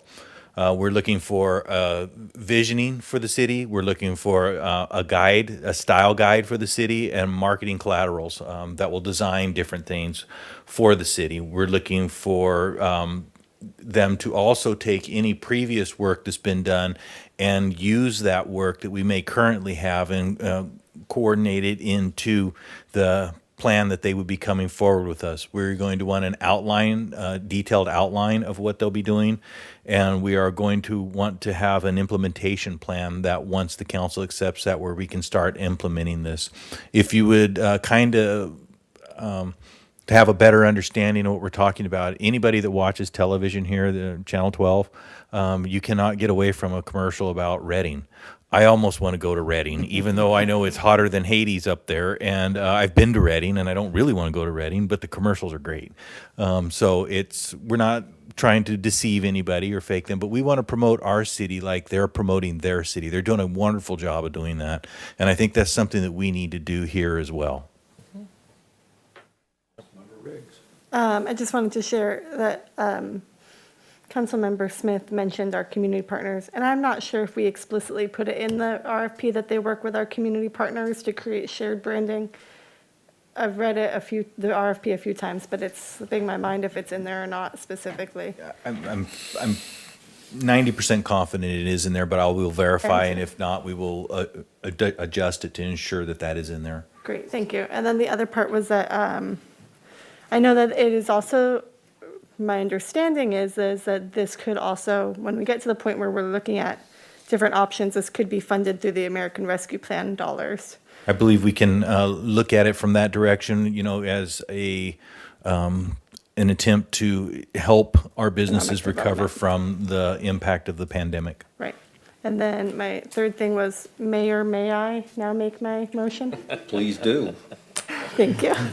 I motion that we release a request for proposal for marketing services for the city of Oroville. I second that. Thank you, guys. I like my mayor, may I saying. I apologize, you guys. Our system is not cooperating. Let me try it one more time. If not, I may have to do a roll call vote.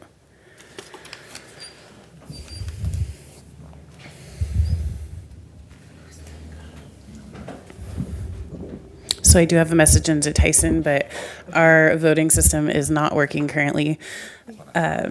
So I don't know if you want to do all those in favor or if you want me to Those call. in favor, Actually, let's do a roll call Okay. vote. Councilmember Pittman? Yes. Councilmember Smith? Yes. Councilmember Goodson? Yes. Councilmember Riggs? Yes? Councilmember Hatley? Yes. And Vice Mayor Thompson is absent. Mayor Reynolds? yes. Motion carries with 6 yeses and 1 absent. Okay, moving on to item number 10, Housing Navigation Services.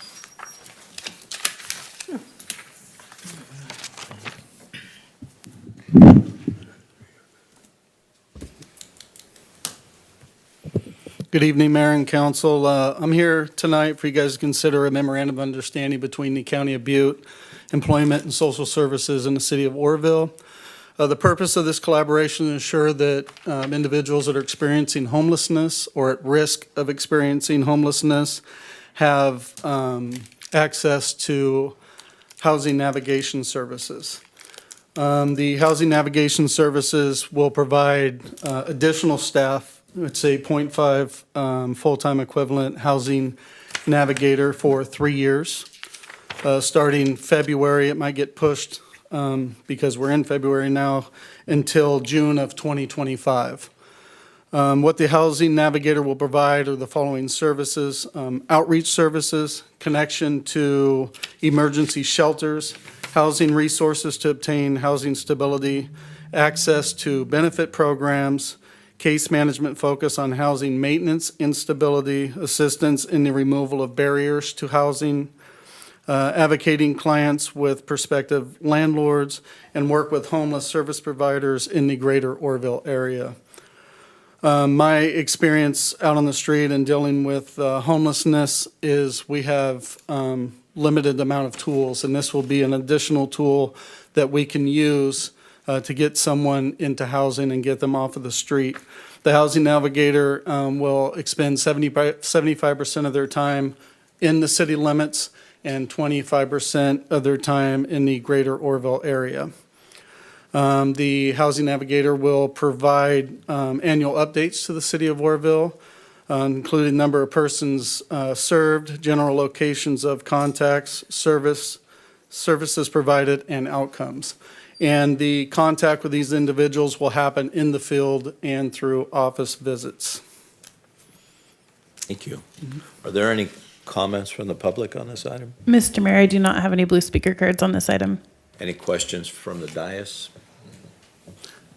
I was just wondering, Councilmember Goodson. thank you so much, in regards to how the clientele would be selected, and specifically, I guess I'm zeroing in on where it states that DES, of course, they will provide the full-time person for 3 years, but it makes reference to servicing those that are experiencing, and I'm honing in on specifically domestic violence, date violence, sexual assault, stalking, et cetera. Human But I noticed trafficking. that Catalyst wasn't in here. And also Children's Service Division, because they have the CSET program. And so are they, If I can, this is not one of those types of programs. It's not? This is Okay. to meet the person who is actually on the street. Nobody, you don't Okay. sign up for this or anything okay, else. it's not like a 211 referral. Right, no, this is going to Okay. be an individual who is a housing navigator that's going to meet the people where they are. You know, we have an issue at Feather River and Montgomery. Everybody knows that. I mean, with, you know, the folks that are there. Our expectation from this service is that they're going to go there. They're going to really get into what is the underlying problem. We all see what the symptoms of the problem are, but we need to get to what the actual disease is. And not that they are, I'm just saying what the underlying issues are and correct those. That's what this is for. So, and it will encompass and include all of those things, such as, you know, if children's services are necessary, if there's been human trafficking involved, if there has been domestic violence, whatever it may be. They're going to be someone who goes out there, knows what all of the services that are available, kind of wraps themselves around this individual and directs them to the right services. So it's not a sign-up thing or anything like that. Okay. It's they're actually going to go to where they are and meet them where they're at. Thank you for that. Are there any Bill? other questions or comments from this dais?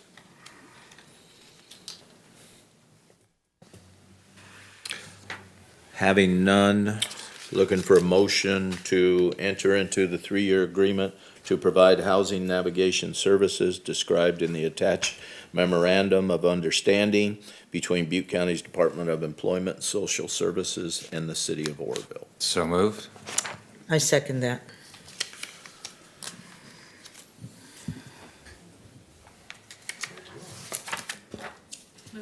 Motion carries with 6 yeses and 1 absent. Moving on to item number 11, letter of support for AB 1599, the repeal of Proposition 47. Mr. Mayor, just for clarity on this, this is not repealing Proposition 47. This is striking some of the differences in the law and reforming Proposition 47 to be something that is more, some people would believe is more usable for the state of California. We've seen the increase in crime with the theft going up to $950 for petty theft. We've seen the crimes of violence that are no longer considered crimes of violence based upon these law changes.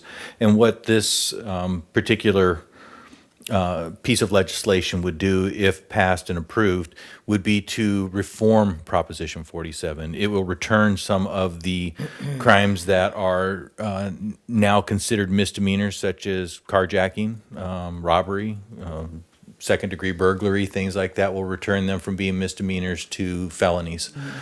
So this is a piece of legislation that's moving through the work now. Friday afternoon, Mayor, you brought this to me, or I'm sorry, Thursday afternoon, you brought this to me. We prepared this quickly, got this on here, and I'm going to turn it over to you now as you can further explain.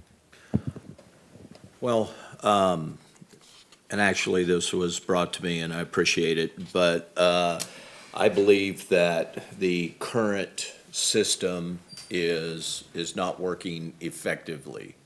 We've got, everything's locked up in every store because people are walking in 10 people at a time with baskets and just wiping things off of shelves. So that was not the intent for Proposition 47, and it's been in effect for about 8 years now, and I think that it needs to be revisited. And there needs to be some adjustments made. There needs to be consequences for people's actions. Otherwise, if there are no consequences, what is the gauge for right and wrong?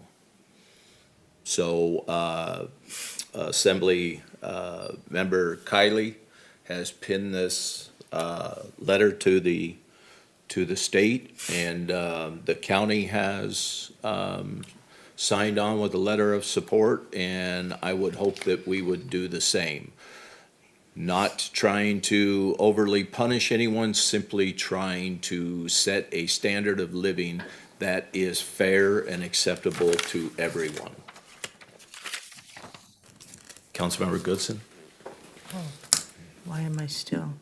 I'm removing it. Thank you. Do we have any comments from the public on this item? Mr. Mayor, there are no public speakers on this item. Do we have any more comments or questions from this dais?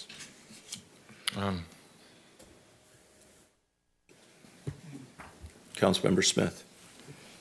Yeah, just to reiterate, just a piece of the letter here. It states, a 2018 report by the Public Policy Institute of California found that the passage of Prop 47 directly correlated to the 9% uptick in larceny thefts throughout the state. The Times of San Diego declared that Proposition 47 has bolstered criminals engaging in these types of crimes because they know they will not be severely punished for their actions. Prop 47 has wreaked havoc on our state since 2014. And that's one of many statements and many findings in the letter of support. Mr. Mayor, if I could just draw a correlation for people if they think this doesn't affect them because they haven't been a victim of crime or anything else. Every time you buy something, you're paying more for it because when things walk out the door that are not paid for, the retailer doesn't just absorb it, they pass it on to all of us. So this is not only a issue of order in our society, but it's also one of economics for all of us. So it's, some things just to think about. I mean, everybody has a different view of the world and sees things a different way, but now whether it affects you as a crime or it affects you in your pocketbook, one way or another, it's going to, these issues do affect you. Councilmember Riggs? Thanks. Thank you. I just wanted to share from the Downtown Business Association that the increase in crime has been quite a disruption for those businesses. So I just wanted to say thank you to the mayor and to this council for considering this and putting this on the agenda in such a quick fashion in order for us to address it and address the concern of our businesses and our residents. So thank you. If there are no more comments, or Councilmember Goodson? Yes, I'm just curious, do we have any stats to date how many cities, counties have signed on to this? No, ma'am. At this time, we do not. If you like, we can get that and forward that information to you. Just be interesting. Yes, ma'am. If there are no more questions or comments from this dais, I'm looking for a motion to authorize a letter of support for AB 1599. So moved. I'll second.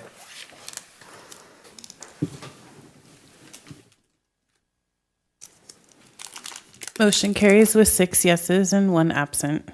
Thank you. Are there any reports or announcements from council?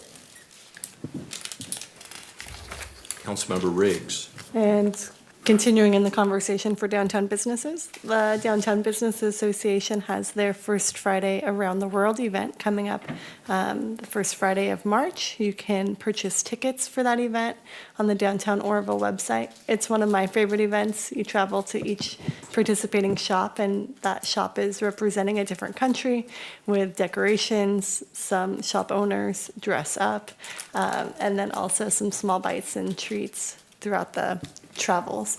It's really quite a exciting event. I hear that there's bagpipers set up and other entertainment as well. So I just encourage you guys to attend that. The second one was a reminder for Museum Weekend, which I see Councilmember Smith is after me and speaking, and I'm sure he's going to bring it up as well. But Museum Weekend is coming up the last weekend of February, and free admittance into the museums, and a great opportunity to bring other people into our museums and really see that history and see the unique objects and experience that we have in Oroville. Thank you. Councilmember Smith? Thank you. Arbor Days, I don't need to mention it, you took care of it. So Arbor Days, March 19th, at the Convention Center. YMCA, of course, is hosting that, but the building will be our new branded convention center, right? And then I also want to just point out that at the COC meeting, they brought up the point-in-time count that was done. There always seems to be a lot of interest in the impacts of the unhoused in our community. And I was waiting with bated breath to get that report, and it's going to be sometime. They're saying probably May as when we'll have those numbers, so we'll know specifically, you know, if we've had an uptick or a downtick or not much change. I think we kind of all know what we all have an opinion on where that's at, I'm sure. But again, I just want to thank the city for providing the staff to help with the COC in doing that program. I think it's worthwhile. And again, it does help us with funding when it comes to addressing that issue. Thank you. Councilmember Pittman? Yeah, thank you. I got a chance to attend the Park Commission meeting last week, and it was nice to see 2 new commissioners sworn in to the Park Board, which means we have a full commission now. And also Wade brought the entire Park Department staff, introduced all the members to the Park Commission. I think it was a real positive event. I think the one thing that we're talking about in our parks, and we've already mentioned it here earlier, is there's a huge need for electricians. We got lights that we need all over the town, and I've conversed with the city administrator on some ideas about doing that. We just have one electrician now, and he's simply going to be overwhelmed with just the work, just to take care of O&M and whatnot. So that'll be an issue coming up. The other thing I got to attend was some of our friends were playing YMCA basketball at the convention center. And I got to tell you, I was in shock. I mean, the quality of basketball play was better than I've seen on some professional teams. I mean, they're throwing behind the back, and these kids are not higher than your chair. And they're dribbling back and forth, and they're making 3-point shots. Like, I couldn't believe. It was like somebody's got a basketball, something grows a seed in them somewhere or another, because I've never seen anything like it. And it was just good to see the convention center kind of finished out, and the idea, the goal that we started with Ed Gredvig years ago, that it would be useful and have great function. And there was a lot of kids playing basketball there that day. So it was just nice to see that kind of come to fruition, I guess is the word. So again, thanks for the Park Commission to be fully staffed out. It's really nice to see that. That's it. Thank you. Again, I'd just like to mention Oroville High School and Los Plumas High School cheerleader squads and their success in the nationals. And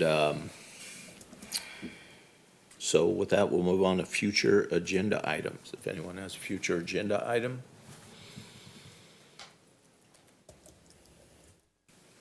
Having none at this time, department or administration reports.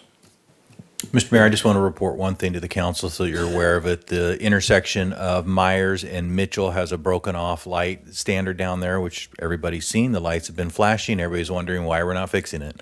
The reason why we're not fixing it is because the poles, and Dawn can update me if, you know, I'm going to talk in generalities. She can get specific if she feels she needs to. But the poles were put in sometime in the 50s, and the bottom standard now, the bolt pattern of where they attach these things to the ground is different than what the modern ones are. So it's going to require a complete change out of that bottom standard where it's going to be attached. Now, the bigger problem that we have is we can't get a pole. 18 to 30 weeks, I believe, out to get the pole. So what we're trying to do is make a deal, trade, swap, whatever we can do with another municipality. I don't know if we're going to have a lot of luck because they have the same issue. So they're not necessarily going to want to give up that item, but we are actively trying to get something sooner than that. But due to the pandemic and the shortage of everything that's out there, we just can't get it. So I can let Dawn elaborate more on that if she chooses to, but we aren't ignoring it. We are dealing with it. It's just like the switch box at the corner of Oroquincy and Oradam. We have those on order too. They're very expensive. What that does is that is what controls the lights. Somebody hit that a while back. You can see it's leaned over. Our idea of repair was not caution tape on it. We actually have a whole box coming. We're also ordering a secondary box to set back so that in the Right. future, when these things happen, we can more rapidly replace those. But the pole is the real big issue that we're looking at right now at Mitchell and Myers. We will do something faster than that. I don't know what it's going to be, but we will have some sort of solution quicker than 18 to 30 weeks. That's, for anybody that doesn't know, that's more than half a year. If we go to the other side, that's unacceptable, I believe. But anyway, if Don could elaborate. No, you added what was necessary, and for the utility box at the corner of Oradam and Oroquincy, that one has a lead time of mid-April. So we're just seeing these delays in all of our products. And so when we order one, we order two, so we have a second one on hand. Just to give a council an idea of what those boxes cost in our community, those boxes are about, I think, $12,000 to $16,000 per box. Correct. With the various switches and pieces that are in there. So they're very, very expensive, and they're just not readily available. I know Mr. Lincoln came in and, regularly advised me of the one at Table Mountain and Grand Avenue. We finally were able to replace that one for him, and I hope that made August happy. But they're difficult to get. And they're expensive. But we are going to be ordering a secondary one. Seems like for whatever reason right now, everybody is running over our poles and our boxes. So we are looking at doing things differently, maybe with bollards and things like that to better protect our switching boxes. Chief Tens. Mr. Huber. Ruth? Yeah, I have a few things. Actually, I wanted to let the council know that we have a fully functioning staff. Everybody's back from the illness, and so we're catching up. I was able to do the mid-year review, so I've got that set for the next agenda. Everything looks really good. Our general fund expenses are right at, we have available budget left of 57% when we're at 50%, so we have a little bit left there. And on the district tax, we have 65% of our budget still available. So we're not spending the district tax as much as we are the general fund, but that's always been the case because we have some positions in there that have been really hard to fill. As far as the revenue, the district tax is looking to bring in $7.5 million this year, and it looks like it's right on track. So that's great news. It's just, that's just been a wonderful thing for us. Wanted to let you know that I'm attending a conference for the next 2 days, so I won't be back till next week. And the last thing is our payroll software. I think we've selected another vendor, so we're going to, I'll be bringing that back to you on the software vendor that we selected, and hopefully we can get going on getting a better software. I actually had to do the payroll while somebody was out, and that was not fun, but at least we have a backup now. That's all. Dawn? Yes, I know, Mr. Mayor, you have indicated that you would like to see more trade schools and trades trainings in the area, and the same with the council members. I've been working with the local branch, Department of Motor Vehicles, as well as the state partners, and we've been working on, or they've been working on, a pilot program for commercial driver's license training. And so they're looking for a site that would be adequate in the Oroville area. And so we've zeroed in on our airport business park roads. They're not as congested, and they're perfect for this type of trade training. And so they have started, as of last Monday, their pilot program. It's a 90-day pilot program just to see if this would be a viable location for them. They have indicated that so far it has been very successful. So we are working out an agreement with them to have this be a more permanent location for the commercial driver's license training. Thank you. Mr. Mayor, I don't know if Ms. Nevers mentioned it or not. This is in collaboration with the California Department of Motor Vehicles, but also with the local school that's operating here, so it's an expansion of services. It's a wonderful opportunity, I believe, for additional training. It's a good career for a lot of people if they're looking into that industry. Otherwise, they would have to commute to Yuba City for the next nearest commercial driving school. Yeah, I appreciate you bringing it up. That was always one of my dreams or visions, was a trade school here in Oroville. We need people that need to learn how to use tools. Not everybody was meant to sit behind a computer or work in a grocery store. My son was on the job with me. He was 4 years old, and I gave him a hammer, brick hammer, and I told him, I want you to take this block and break it up into little pieces this size by the end of the day. And he said, okay. And he's looking around and he says, Dad, this job doesn't mean anything, does it? And I said, what do you mean? He said, well, I'm looking at this, what you're having me do and what they're doing on that wall, and none of these pieces fit in there. 4 years old. And I said, well, that's true, son, but what do you have in your hands? And he said, a hammer, and you're learning how to use it. A man has to learn how to handle his tools. Absolutely. So I'll tell you what, I grew up in the trade. I spent my life in the trades and absolutely loved it. The camaraderie and the sense of accomplishment. Drive my family nuts, driving by going, we built that, and I worked on that, or I helped on that. And I just know the sense of pride, just like any other profession, you know, and I think that there's a lot of people that are just looking for opportunity. A lot of people don't want to be sitting around wondering what they're going to do. They need you to give them a little bump in the right direction, and I think a trade school here would be great. We need electricians, we need carpenters, bricklayers, all of these people. They're dwindling quick.